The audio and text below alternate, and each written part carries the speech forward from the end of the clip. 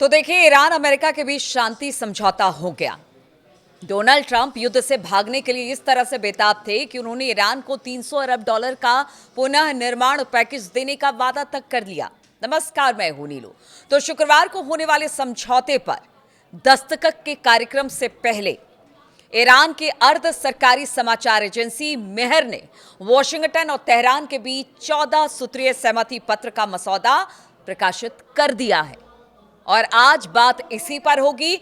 बात यह भी होगी कि किसकी भूमिका क्या रही, कौन हारा, कौन जीता। लेकिन जीता तो मतलब एक तरह से कह लीजिए कि दुनिया जीत गई, क्योंकि सबसे ज्यादा परेशानी इस युद्ध से किसी को हो रहा था तो पूरी दुनिया इसकी चपेट में आ गई थी। भले एक दो मुल्क ही इसमें इन्वॉल्व थे, लेकिन पूरी दुनिया इसकी चपेट में आ गई थी। तो बात आज इसी पर होगी, शांति वार्ता के वो 14 पॉइंट्स क्या है और किस तरह से ईरान ने अमेरिका को झुका दिया। जी हाँ, ये इसलिए हम कह रहे हैं क्योंकि देखिए, ठीक है, दोनों तरफ से बातचीत हुई, दोनों तरफ से निगोसिएशन हुआ, लेकिन एक तरफ था अमेरिका, एक तरफ था ईरान। और ईरान ने किस तरह से इन 14 बिंदुओं के जरिए अमेरिका को एक तरह से कह लीजिए कि झुका दिया। किसी भी सरकार ने आधिकारिक तौर पर इन जानकारियों की पुष्टि नहीं की है, लेकिन एक समाचार एजेंसी ने इन बिंदुओं को जरूर रखा है और इन बिंदुओं को ईरानी सरकारी मीडिया के दावे के तौर पर ही देखा जाना चाहिए जब तक कि इस बात की पुष्टि नहीं हो जाती है। यानी 19 तारीख को कह लीजिए कि इस पूरी डील पर साइन होना है। और इसीलिए कहा जा रहा है कि जो ईरानी मीडिया है जिसने इस बात को रखा है, जब तक उस पर साइन नहीं हो जाएगा तब तक कुछ भी कहना मुश्किल है। लेकिन अगर ईरानी मीडिया के हवाले से खबर की बात की जाए तो हम आपको बता दें कि ईरान की ये जीत मानी जा रही है। इस मसौदे की सबसे खास बात यह है कि अमेरिका ने ईरान को पुनः निर्माण के लिए, यानी जो नुकसान अमेरिका ने ईरान को पहुंचाया है, उसके लिए 300 अरब डॉलर देने का वादा किया है और तेहरान को तत्काल 24 अरब डॉलर मिलेंगे। और इसके अलावा राष्ट्रपति डोनाल्ड ट्रंप और रविवार को ईरानी सरकारी मीडिया की तरफ से जारी एक ड्राफ्ट मेमोरेंडम ऑफ अंडरस्टैंडिंग के मुताबिक अमेरिका और ईरान के बीच लड़ाई खत्म करने और हॉर्मुज स्ट्रेट को फिर से खोलने पर सहमति बन गई है। अब देखिए, ये जो बात हो रही है ना, शुरुआत से ईरान कह रहा था कि आपने जो नुकसान पहुंचाया, क्योंकि हमला पहले आपने किया है, आपने जो नुकसान पहुंचाया, ईरान में इतना नुकसान हुआ है, उस पूरे नुकसान की भरपाई आप करेंगे और इसके पुनः निर्माण के लिए आपको पैसे देने होंगे। यानी रिकंस्ट्रक्शन दोबारा से ईरान में किया जाएगा, जो तबाही पीछे अमेरिका और इजराइल ने मचाई। तो उसके लिए एक तरह से कहा जा रहा है कि सहमति बन गई है। और साथ ही स्ट्रेट ऑफ हॉर्मुज, देखिए, ईरान के हाथ में सबसे बड़ा तुरुप का पत्ता था स्ट्रेट ऑफ हॉर्मुज, उसे खोलने की बात हो रही है। क्या आप उसे खोलिए? यानी अमेरिका कह रहा हम नाकेबंदी हटाएंगे। और स्ट्रेट ऑफ हॉर्मुज, देखिए, अगर ये वाकई में समझौता हो जाता है, हस्ताक्षर हो जाते हैं, तो फिर ये बड़ी राहत की बात पूरी दुनिया के लिए है। हालांकि अभी तक अमेरिका ने इसकी पुष्टि नहीं की है, ये ईरानी मीडिया के हवाले से बताया गया है। देखिए, यहाँ पर कौन जीता कौन हारा, लेकिन हम ये आकलन कर रहे हैं कि जीत ईरान की कैसे हुई है। एक अमेरिका जो अपने आप को महाशक्ति कहता है, वो ईरान को शुरुआती दिनों से कह रहा है युद्ध के बाद से कि वो खत्म हो चुका है। इसके बावजूद बातचीत के मंच पर अगर ईरान अपनी बात रखने में कामयाब रहा है तो इसकी जीत ही कही जाएगी। भारत के जियो पॉलिटिकल एक्सपर्ट नितिन गोखले ने अपने जो सोशल मीडिया प्लेटफॉर्म है उस पर, एक्स पर, उन्होंने लिखा है कि अगर मेहर न्यूज की रिपोर्ट के मुताबिक अमेरिका और ईरान के बीच हुए एमओयू की जानकारी सही है तो ये साफ है कि अमेरिका ये जंग हार गया है। हालांकि ये अंदाजा लगाया जा सकता है कि अलग अलग देश इस समझौते को किस तरह से अलग अलग नजरिए से देख रहे हैं, ये भी कहा गया। देखिए, अब बात एक एक करके तमाम देशों की, क्योंकि दो मुल्कों की बात हो रही है, दो मुल्कों में समझौता हो रहा है, लेकिन इसके पीछे इसमें इन्वॉल्व इजराइल भी है और जो शांति करा रहे थे जो देश, वो भी इसमें शामिल है। उनकी भी क्या भूमिका रही है। सबसे पहले बात ईरान की करते हैं। आर्थिक रूप से कमजोर होने और अपनी सैन्य ताकत में काफी कम होने के बावजूद भी तेहरान ने अमेरिका और इजराइल के हमलों का सामना किया। ना सिर्फ सामना किया बल्कि उतनी ही मजबूती और उतनी ही ताकत से पलटवार किया।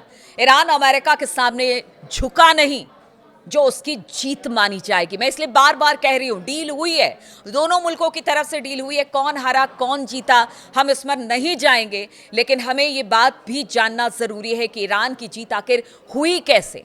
जो कहते हैं ना कि एक छोटा देश एक बड़ा देश, पावर के हिसाब से बहुत सारे मामलों में ईरान अमेरिका से कहीं मतलब बहुत पीछे था, लेकिन कहते हैं ना कि आपकी अगर तैयारी वैसे हो, आपकी मानसिक स्थिति ऐसी हो कि नहीं, दुश्मन को कभी भी अपने से आगे नहीं समझना है, आपको उसको तोड़ना है, और वही चीज ईरान ने किया।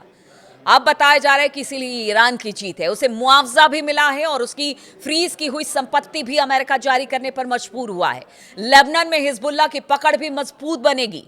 ईरान अब खाड़ी देश में और ताकतवर हो चुका है, जबकि सऊदी, यूएई और तुर्की जैसे देश जो कि इस्लामिक लीडर बनने की कोशिश करते रहे, वो पीछे छूट गए हैं। तो इस तरह से हुई ईरान की जीत। अमेरिका की बात करें तो अमेरिका की हालत ऐसी हो गई है कि वो इस युद्ध से भागने के लिए हाथ पैर मार रहा था, जैसे कोई डूबता हुआ आदमी मारता है। राष्ट्रपति डोनाल्ड ट्रंप युद्ध खत्म करने और नुकसान कम करने की बात को लेकर बेताब दिखाई दिए। आखिरकार शायद उन्होंने गैस की बढ़ती कीमतों और अमेरिका में होने वाली जो मिड टर्म इलेक्शन है उसको ध्यान में रखते हुए ईरान की ज्यादातर मांगे मान ली। इसमें कोई शक नहीं है कि उनकी साख को भारी नुकसान पहुंचा है। पीछे हमने देखा कि इस युद्ध की वजह से उनकी पॉपुलैरिटी में कमी आई है, मिड टर्म चुनाव में जाना है, एक बड़ा नुकसान अमेरिका को झेलना पड़ा है। इसके अलावा जो दुनिया भर में कह लीजिए कि जिस तरह का नुकसान हुआ इस युद्ध के बाद, गैस और तेल की किल्लत हुई है, मार्केट लगातार गिरे हैं, उन सब का ठीकरा ट्रंप पे फोड़ा जा रहा है। और इसी वजह से ट्रंप इस युद्ध से निकलना चाह रहे थे, तो उन्होंने जितनी बात भी ईरान की है वो फिलहाल तो मान ली है, लेकिन जब तक हस्ताक्षर नहीं हो जाता क्या कुछ उसमें है स्पष्ट नहीं है। बार बार मैं इस बात को कह रही हूं, लेकिन अभी जो जानकारी निकल कर आई है, अगर ईरानी मीडिया के माध्यम से भी निकल कर आई है, तो वही बात मैं आपके सामने रख रही हूं। अमेरिका की तरफ से अभी इस पर इन बिंदुओं पर कुछ नहीं कहा गया। देखिए, अब धीरे धीरे यहां से स्थिति बदलेगी, दोनों तरफ से बातचीत सामने आएगी, लेकिन जो शांति समझौते की बात है वो तो लोगों को राहत जरूर दे रही है। अब बात कर लेते हैं इजराइल की भूमिका की। तो इजराइल आगे भी लड़ता रहेगा, लेकिन नेतन्याहू की मुश्किलें बढ़ेंगी।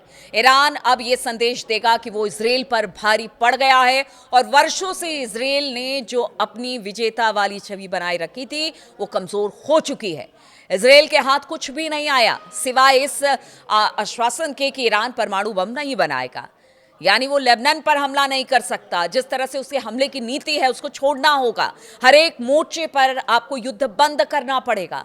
इन सब बातों को लेकर अब इजराइल भी कहीं ना कहीं बैकफुट पर है। हाँ, एक आश्वासन जरूर मिला है कि ईरान परमाणु बम नहीं बनाएगा, और इस बात को ईरान मतलब पहले दिन से कह रहा है, वेरी फर्स्ट डे वो लगातार यही कह रहा है कि हम परमाणु बम नहीं बनाएंगे, हम किसी तरह से कोई परमाणु हथियार नहीं बनाने जा रहे हैं।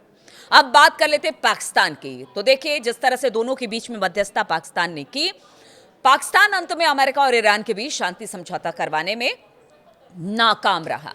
अंत में वो कतर था जिसने दोनों देशों के बीच समझौता करवाया।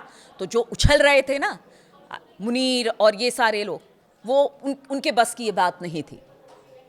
हालांकि देखिए, समझौता हो गया, शांति हो गई, युद्ध खत्म की घोषणा हो चुकी है, ये राहत की जरूर बात है। अब भारत की बात कर ली जाए तो हॉर्मुज स्ट्रेट खुलने से भारत को बड़ी राहत मिलेगी, लेकिन भारत की विदेश नीति पर गंभीर सवाल भी उठ रहे हैं। नई दिल्ली का पश्चिम एशिया के प्रति अपनी नीति, अमेरिका के साथ अपने संबंध और ऊर्जा के स्रोतों में जो एक वैरायटी है लाने पर फिर से विचार उनको करना पड़ेगा।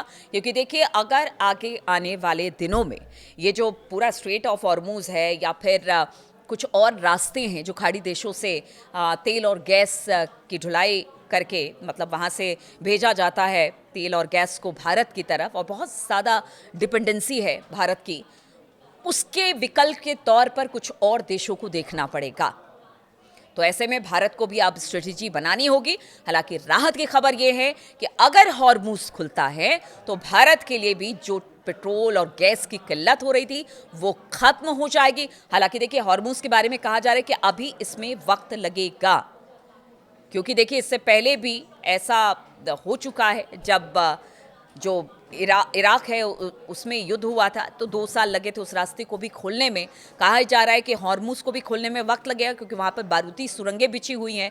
पहले सब बारूदी सुरंगों को हटाया जाएगा, फिर एक तरह से कह लीजिए कि जो जहाज़ यहाँ से निकल रहे थे उनको कॉन्फिडेंस में लाना होगा कि नहीं, आप सब कुछ ठीक है, आप अपना जहाज़ यहाँ से निकाल सकते हैं। यानी आवाजाही जब तक पूरी तरह से ठीक नहीं हो जाती है तब तक तुरंत इसे खोलना थोड़ा सा नामुमकिन लग रहा है। इधर अमेरिका भी अपनी नाकेबंदी हटाएगा तो इसमें थोड़ा वक्त तो लग सकता है, लेकिन हाँ, राहत की खबर यही है कि देखिए अब ये समझौता अपने अंतिम चरण की तरफ है। समझौता हो जाए, ये हम सब आप सब यही चाहते थे कि किसी तरह से ये युद्ध समाप्त हो जाए। अगर ये युद्ध समाप्त होता है, सभी हालात बेहतर होते हैं, तो फिर ये पूरी दुनिया के लिए एक अच्छा कदम माना जा सकता है। बहुत बहुत शुक्रिया मेरे साथ जुड़ने के लिए। अपना कमेंट देते रहिए कि आप इस शांति वार्ता को लेकर क्या सोचते हैं। ट्रंप और ईरान के बीच में जो वार्ता हुई उसको लेकर क्या सोचते हैं, आपके कमेंट का इंतजार रहेगा। फिलहाल बहुत बहुत शुक्रिया मेरे साथ जुड़ने के लिए।